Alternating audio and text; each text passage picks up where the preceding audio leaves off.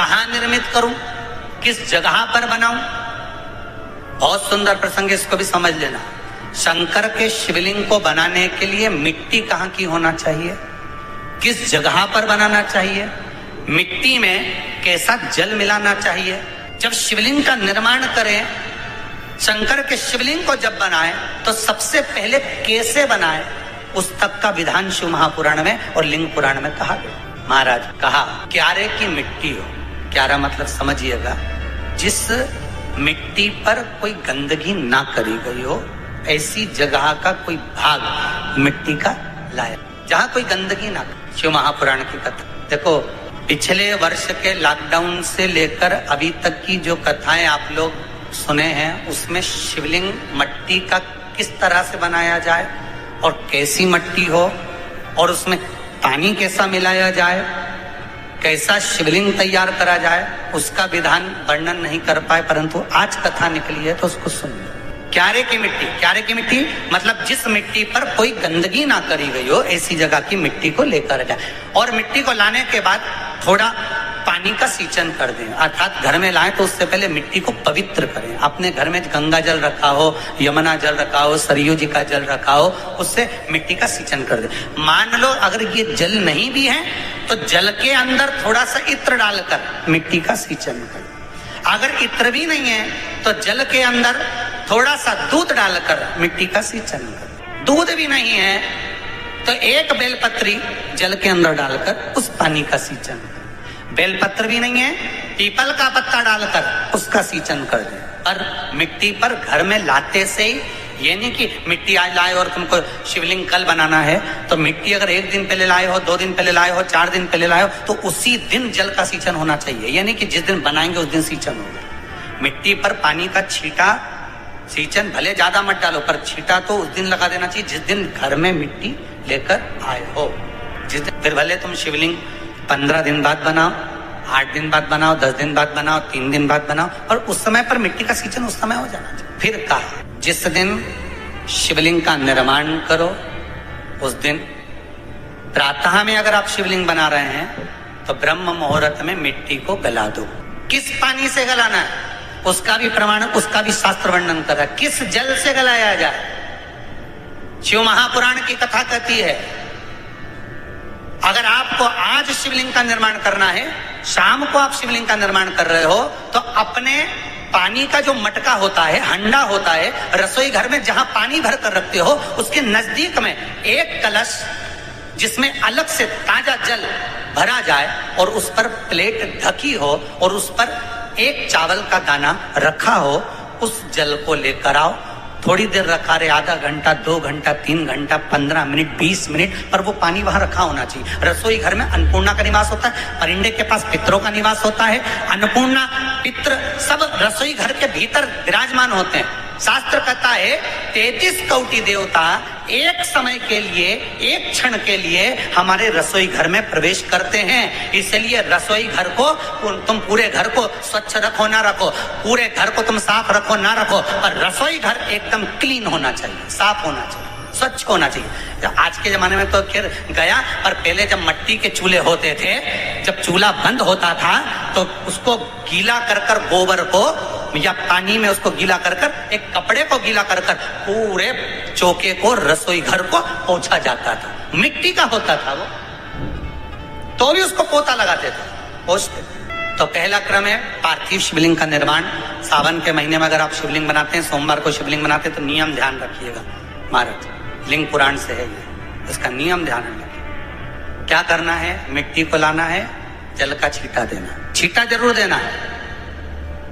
घर में लेकर आए और जल का छींटा होना जरूरी है। 2 दिन तक, 3 दिन तक मिट्टी रखी हुई है और उसके बाद अगर आपने पानी का छींटा नहीं दिया है और आपने डायरेक्ट मिट्टी को गला दिया और उसके बाद बनाया, तो उसका कोई प्रमाण नहीं। जल का छींटा अवश्य। फिर उसको रख दें, 15 दिन बाद बनाओ, 4 दिन बाद बनाओ, 3 दिन बाद बनाओ, 2 दिन बाद बनाओ। शिवलिंग जब बनाओ तब उस मिट्टी को, जो कलश आपने रसोई घर में रखा है चावल का दाना रखकर प्लेट के ऊपर, अर्थात उस कलश का जल उस मिट्टी में थोड़ा सा डालिए।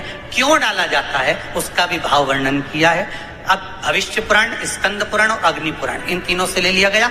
वर्णन किया गया जब उस कलश का जल हम डालते हैं तो उस कलश में पितरों का भाव आ जाता है, अन्नपूर्णा का भाव आ जाता है, घर में लक्ष्मी का भाव आ जाता है, संपदा का भाव आ जाता है। पूरे 24 घंटे के अंदर एक क्षण के लिए रसोई घर में 33 कोटि देवता आते हैं, तो वो देवता का सारा भाव उस कलश के अंदर आ जाता है। और वो जल जब हम उस मिट्टी में मिलाते हैं तो गंगा, यमुना, सरयू, सरस्वती, ये 33 कोटि देवता में, तो इन सब का आनंद उस जल में आ जाता है। और वो जल जब हम मिट्टी में मिलाते हैं तो मिट्टी पवित्र हो जाती है, स्वयं कैलाश अधिपति को स्वीकार करने के लायक हो जाती है, निर्मित करने के लायक। शिवलिंग का निर्माण, अब शिवलिंग का निर्माण कैसे करना? मिट्टी में गला दिया पानी में।